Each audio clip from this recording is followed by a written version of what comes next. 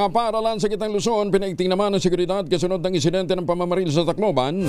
Detalye ng balita mula kay Danny Kumilang, Aris 37. Danny, good morning. Pinaigting ng Philippine National Police PNP ang seguridad sa mga paaralan sa Gitang Luzon matapos ang isang malagim na trahedya ng pamamaril na naganap sa Tacloban City.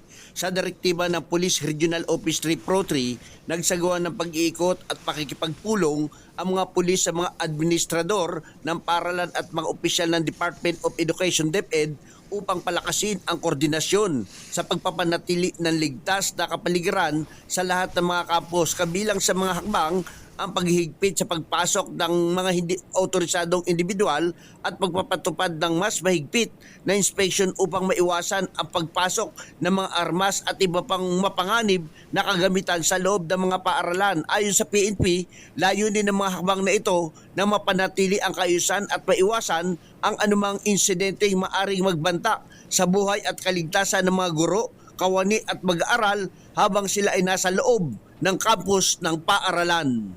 Danny Kumilang, RH37, DZRH, una sa Pilipinas, una sa Pilipino. Maraming salamat, Dan.